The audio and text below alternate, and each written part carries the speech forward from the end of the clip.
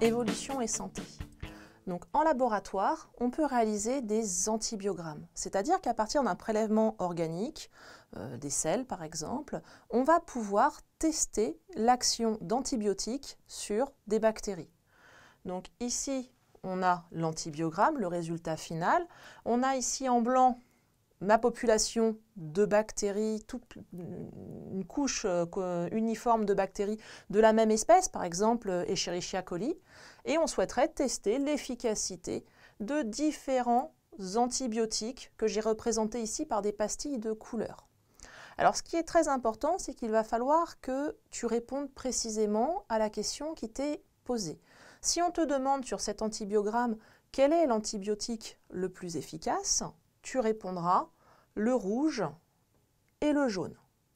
Par contre, si on te demande quels sont les antibiotiques efficaces de manière générale, eh bien il y a le jaune, le rouge, certes, mais aussi le blanc et le bleu. Alors qu'on voit ici, le vert ne tue pas du tout les bactéries. En effet, le halo qui est ici, ce sont des bactéries qui ont été tuées par la diffusion de l'antibiotique depuis cette pastille. Donc très important, surtout réponds bien aux questions qui te sont posées. Est-ce qu'on te demande l'antibiotique le plus efficace ou est-ce qu'il faut citer tous les antibiotiques efficaces? Donc là, tu peux dire qu'ils sont plus efficaces que les autres, mais dans ce cas-là, n'oublie pas les petits halos car ça montre quand même une efficacité. Sur ces antibiogrammes, cela nous permet donc d'adapter, par exemple, le traitement à un antibiotique. C'est très important puisqu'on peut voir l'apparition de bactéries résistantes à un antibiotique. En moyenne, quand on commercialise un antibiotique, dans les 2 ans qui suivent, on observe des premières résistances. Alors les antibiotiques, ce sont des découvertes très récentes. Elles sont attribuées à Fleming à partir d'une souche de champignons. Et les bactéries ont un fort taux de mutation. Donc c'est-à-dire que même si la découverte des antibiotiques est quelque chose d'assez récent dans notre histoire, on a déjà de nombreuses bactéries résistantes. Effectivement, elles ont un temps de génération qui est très très court. Ça veut dire qu'elles se reproduisent très rapidement. Et un taux de mutation élevé. Donc on a une probabilité d'avoir dans un milieu des bactéries résistantes. Et quand l'on utilise un antibiotique qui va agir sur ces bactéries, cela va tuer la plupart, mais des bactéries résistantes qui étaient, attention, déjà présentes dans le milieu.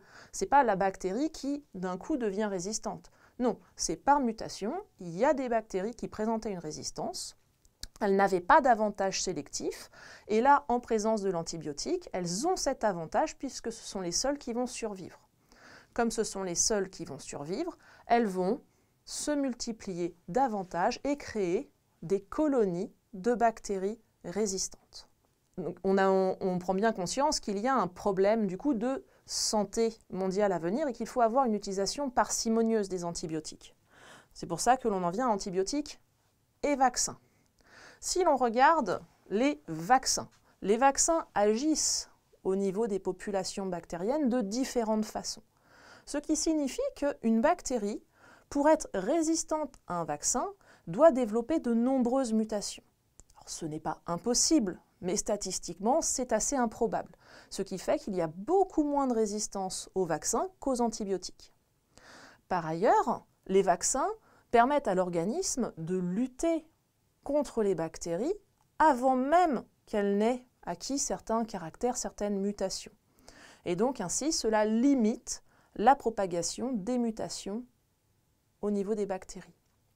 Petite particularité sur les bactéries résistantes, c'est que certes, elles peuvent se multiplier et transmettre ainsi la résistance d'une bactérie mère à des bactéries filles, mais elles font également des échanges de matériel génétique entre espèces de bactéries. Ce qui signifie que les résistances qui sont développées dans une espèce peuvent se retrouver dans une autre. Et donc c'est très très important d'utiliser ces antibiotiques de manière parcimonieuse. Tu as peut-être déjà entendu parler des slogans « les antibiotiques, c'est pas automatique ». Eh bien tout simplement pour éviter ce développement et ce transfert aussi de résistance. Car si tu utilises un antibiotique qui n'est pas adapté ou pas efficace, par exemple parce que tu as une maladie virale, donc les antibiotiques ne sont pas efficaces contre les virus, eh bien dans ce cas, les bactéries inoffensives que tu as en permanence dans et sur ton corps vont pouvoir être affectées par cet antibiotique. Les bactéries résistantes vont survivre. Alors tu vas me dire, pas de problème, puisque justement elles sont inoffensives. Eh bien non, puisque les bactéries, par ce transfert horizontal de gènes, si tu es élève en spécialité, tu as dû étudier également les transferts horizontaux de gènes, eh bien cette résistance va pouvoir être transmise d'une espèce initialement inoffensive à une espèce qui, elle, est pathogène. Donc d'où des campagnes sanitaires très importantes pour essayer d'avoir des bonnes pratiques concernant l'utilisation des antibiotiques.